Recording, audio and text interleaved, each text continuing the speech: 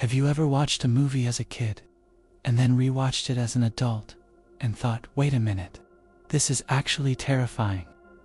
Yeah, that movie is Spirited Away.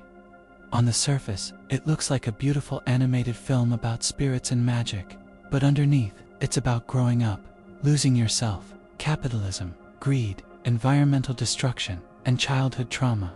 You know, fun family stuff. So today, I'm going to walk you through Spirited Away, from beginning to end, like a friend telling a story to friends with jokes, suspense, and emotional damage included. So grab some snacks, because once we enter the tunnel, there's no turning back. Alright, imagine this. You're 10 years old, you're moving to a new town. Your whole life just got packed into boxes. And you're sitting in the back seat like, great, new school, new people. Everything is ruined. That's Chihiro Ogino, not a chosen one, not special, just a tired, grumpy kid having the worst car ride of her life. Her parents, on the other hand, zero survival instincts. They take a wrong turn and end up in the middle of nowhere. Forest, silence, birds doing that creepy quiet thing.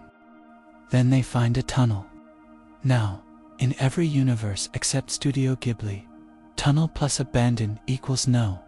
But Chihiro's parents, wow, let's go explore. And Chihiro is already waving red flags, like a referee. They walk through the tunnel and suddenly arrive at what looks like an abandoned theme park. No people, no staff, food everywhere, fresh, steaming. Chihiro feels something's wrong. Her parents, free food. They start eating like it's an Olympic sport. Chihiro refuses. Best decision she makes all movie. As the sun starts going down, the place changes. Lights flicker on by themselves. Shadows move, the air feels heavy. Then Chihiro turns round. Her parents are pigs. Not metaphorical pigs. Actual pigs. Snorting, rolling, eating more food. This is the moment where childhood ends emotionally. Chihiro screams, cries, tries to save them, but they don't recognize her. Imagine realizing, I am alone now, and the movie does not comfort you. Chihiro tries to run away, and her body starts turning transparent. She's literally fading out of existence. That's when Haku appears. Calm, mysterious, serious. Immediately says something terrifying like, you don't belong here. If you don't eat this, you'll disappear. No pressure, kid. He gives her food from the spirit world so she doesn't vanish, and then delivers the remember your name. Don't trust anyone blindly. Get a job or die. Again, capitalism, but spooky. Haku helps Chihiro sneak into the bathhouse, a massive glowing palace full of spirits. This place is beautiful and absolutely terrifying. Every spirit is different. Frogmen walking soot balls, masked ghosts, things you don't have words for. This is where humans are prey. Now we meet Yubaba. Let's describe her properly. Head bigger than her entire body, nails sharp enough to end careers. Voice like a chainsaw arguing with a hurricane, she smells fear. Literally, Chihiro tries to ask for work, and Yubaba laughs like, children don't survive here. But Chihiro refuses to leave, and that stubbornness that saves her life. Yubaba finally agrees, and steals her name. Chihiro Ogino becomes Sen. This is huge, because in the spirit world, lose your name equals lose yourself. Sen starts working. And by working, I mean cleaning baths for monsters, getting yelled at constantly, almost dying every shift. Her coworker Lin acts mean. But really she's like, I don't want to get attached, but this kid is going to die if I don't help. Which is very big sister energy. One night, a horrifying creature arrives. It smells so bad that everyone runs away screaming. Naturally, Sen gets assigned to clean it.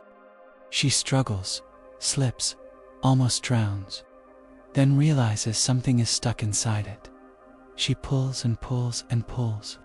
Out comes trash, rust, a bicycle, an entire landfill. Turns out, this wasn't a stink spirit. It was a river god, polluted by humans. Once cleaned, it transforms into something majestic and thanks Sen.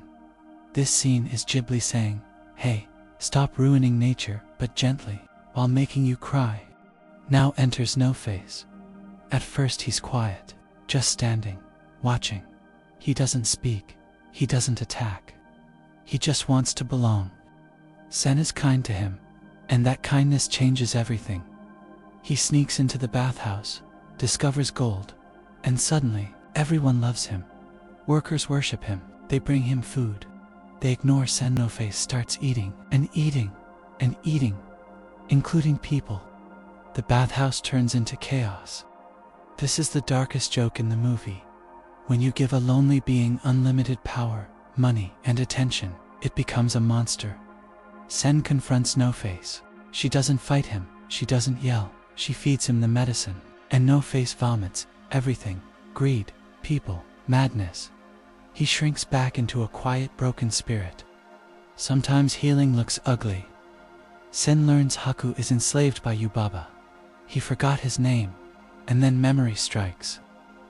Sen remembers falling into a river as a child. That river saved her. That river was Haku. When she speaks his real name, he wakes up. Identity restored. Yubaba's giant baby is cursed into a tiny mouse and becomes surprisingly adorable. Character development speed. Sen faces her final challenge. Identify her parents among pigs. She looks calmly and says, "They aren't here." She trusts herself. She passes. Her parents return to normal. They remember nothing.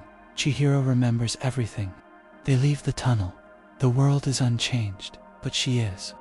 She's braver, calmer, stronger, and that's it. No loud lesson, no explanation, just growth. Spirited Away isn't about magic. It's about growing up, losing innocence, holding on to kindness, remembering who you are in a world that wants to erase you, and that's why, years later, it still feels alive.